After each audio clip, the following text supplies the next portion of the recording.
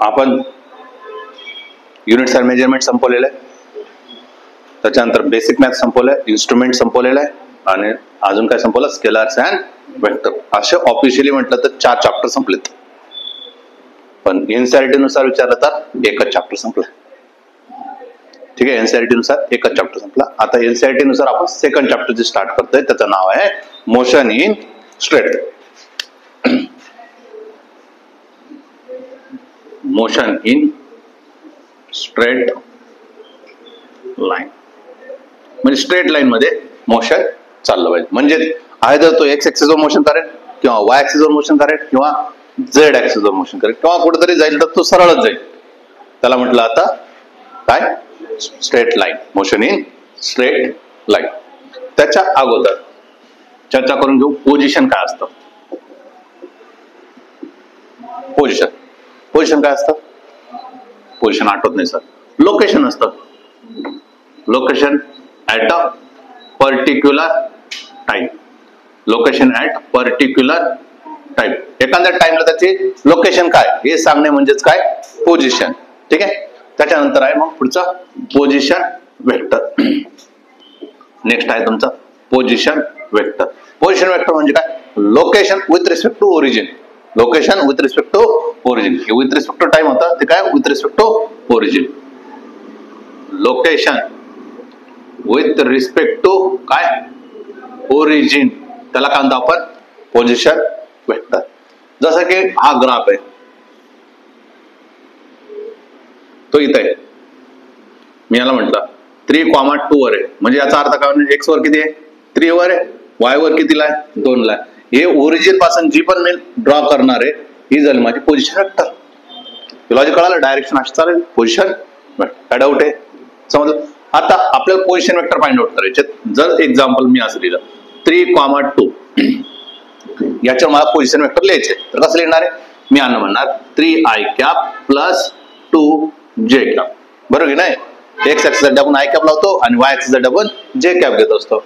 Vector म्हटल्यानंतर असं लिहावं लागेल ना, 3, -2 -3, -3, चल काय होणार आहे, 3i minus 2j, minus 3i plus 2j, minus 3i minus 2j. हे 2 ऍक्सिस झालं. असं 3 ऍक्सिस पण पॉसिबल. 3, 2, 1, 3, -2, 1, 3, -2, -1, -3, -2, -1. काय लिहिणार, 3i लिहिणार प्लस 2j लिहिणार प्लस k लिहिणार. 1 इथं काय लिहिणार, k इथं काय लिहिणार, 3i लिहिणार मायनस 2j लिहिणार प्लस k लिहिणार. आता काय लिहिणार, 3i लिहिणार minus 2j minus 1k. Minus 1 लिहा किंवा नका लिहू, minus k, minus 3i minus 2j minus, हे झालं माझं पोझिशन वेक्टर. पोझिशन वेक्टर लिहिता ना. आता पोझिशन वेक्टर म्हणजे काय, कोऑर्डिनेट्स वरून काय लिहायचं, आय जगेच्या फॉर्मॅट मध्ये लिहिणं म्हणजे काय, पोझिशन वेक्टर. नेक्स्ट आहे डिस्प्लेसमेंट वेक्टर. नेक्स्ट आहे तुमचा डिस्प्लेसमेंट वेक्टर. आता डिस्प्लेसमेंट वेक्टर म्हणजे काय, डिस्प्लेसमेंट वेक्टर म्हणजे काय, ही vector drawn between, vector drawn between initial point and final point. Vector drawn between initial point and final point. बघा मग तुमच्याजवळ असाल 3,2, 1,0 असा. मग याच्यावर तुम्ही पोझिशन वेक्टर काढू शकता. त्याच्या पोझिशन वेक्टर काढू शकता ना. x1 म्हणा किती लिहिणार, 3i प्लस 2j. x2 विचारलं तर तुम्ही काय लिहिणार, i प्लस 0j असं लिहिणार ना. आता पोझिशन वेक्टर काढायचं म्हणजे काय करायचं, तुम्हाला दोघांमधला डिफरन्स काढायचा, x2 मायनस x1 करायचं, x2 मायनस x1 करायचं. चला किती आहे, x2 मध्ये किती 1 आहे आणि हा किती 3, 1 - 3i.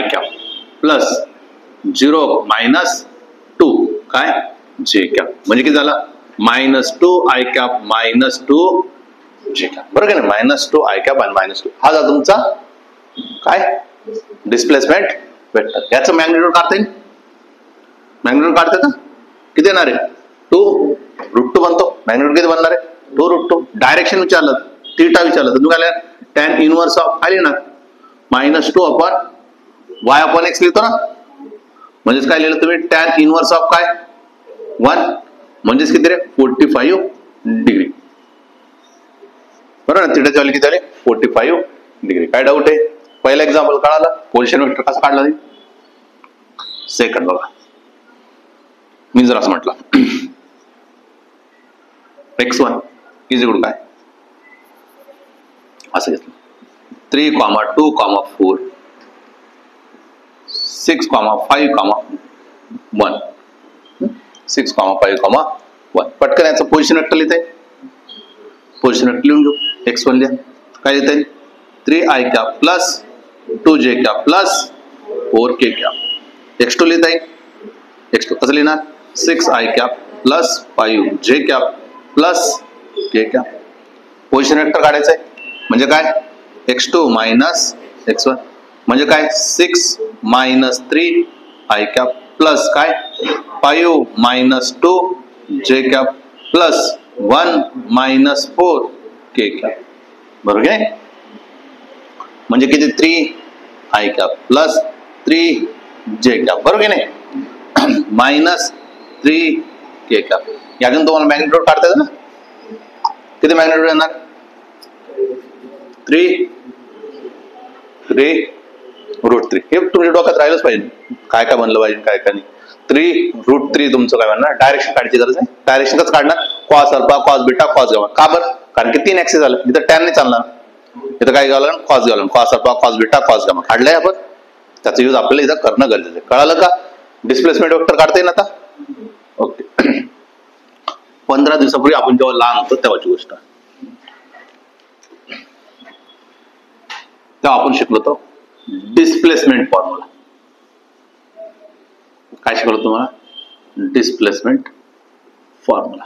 डिस्प्लेसमेंट फॉर्म्युला काय होता तुमचा r इज इक्वल टू, तुम्ही काय करत होते ब्रॅकेट मध्ये x2 minus x1 bracket square plus y2 minus y1 bracket square plus z2 minus z1 bracket square. हेच तर केलं होतं ना. आता डिस्प्लेसमेंट वेक्टर काढतोय याचा अर्थ हे मॅग्निट्यूड काढतोय, हेच काढणार आहे. डिस्प्लेसमेंट वेक्टर काढतो म्हणजे काय करतोय हेच करतोय 2√2 आणि 3√3. हेच एक्झाम्पल आपण ते सॉल्व्ह करणार आहे. चल बघा पहिलं एक्झाम्पल मी काय म्हटलं 3 कॉमा काय 2 आहे आणि किती 1 कॉमा काय 0 आहे. किती उत्तर आलं पाहिजे 2√2 आलं पाहिजे. चलो डिस्प्लेसमेंट वेक्टर काढून घेऊ पटकन. किती x2 कोण आहे 1 आहे ना, 1 मायनस 3 हा काय तुमचा x1, हा काय तुमचा y1, हा काय तुमचा x2 आणि काय तुमचा y2, बरोबर आहे ना. हा त्याचा काय करायचं आहे स्क्वेअर प्लस x2 y2 किती 0 मायनस काय करायचं आहे 2 त्याचा काय करायचं आहे स्क्वेअर. पटकन बघा -2 चा काय स्क्वेअर प्लस किती -2 चा काय स्क्वेअर म्हणजे किती झाला 4 प्लस 4 म्हणजे किती होणार आहे 8 आणि 8 म्हणजेच किती 2√2 आणि आपल्याला माहित होतं किती येतं 2√2 येतं. तेच करत होतो आपण, दुसरं काही केलेलं नाही. फक्त त्याला बोलताना आपण डिस्प्लेसमेंट फॉर्म्युला बोललो, इथं काय म्हटलं मी डिस्प्लेसमेंट वेक्टर आणि त्याचं काय काढलं मी मॅग्निट्यूड. तिथं ऑलरेडी आपण डिस्प्लेसमेंट फॉर्म्युला मध्ये काय काढतो होतो मॅग्निट्यूड डायरेक्ट काढत होतो. दुसरा एक्झाम्पल जो आहे आपल्यासाठी कोणता आहे 3, 2, 4 आहे आणि दुसरा काय 6, 5, काय 1 आहे. पण तुम्ही काढणार x1 y1 z1 x2 y2 आणि z2. चला r काढायचंय. हा चला काय करणार 6 मायनस 3 त्याचा ब्रॅकेट स्क्वेअर प्लस किती 5 मायनस 2 त्याचा ब्रॅकेट स्क्वेअर 1 मायनस 4 त्याचा काय ब्रॅकेट स्क्वेअर. 6 मायनस 3 म्हणजे 3 चा स्क्वेअर किती 3 चा स्क्वेअर किती -3 चा स्क्वेअर किती 9 प्लस किती 9 प्लस किती 9 म्हणजे किती आले 27, बरोबर की नाही? 27 म्हणजे किती? 9 गुणिले 3 म्हणजे किती आला? 3√3. आपल्याला आला पण होता 3√3. डिस्टन्स फॉर्म्युला आणि डिस्प्लेसमेंट वेक्टरचं मॅग्निट्यूड हे काय वेगळं नाही, तेच हे फक्त बोलताना आपण वेगळ्या पद्धतीने, कारण याला शिकवताना कसं शिकवलं जातं? As a distance formula. पण आपल्याला माहिती आहे डायरेक्ट डिस्टन्स काढू शकत नाही. कोऑर्डिनेट दिले तर डायरेक्ट आपण डिस्टन्स काढू शकत नाही. का बरं? कारण की डायरेक्शन जोपर्यंत माहित होत नाही तोपर्यंत आपण डिस्टन्स काढू शकत नाही. कळालं? ठीक.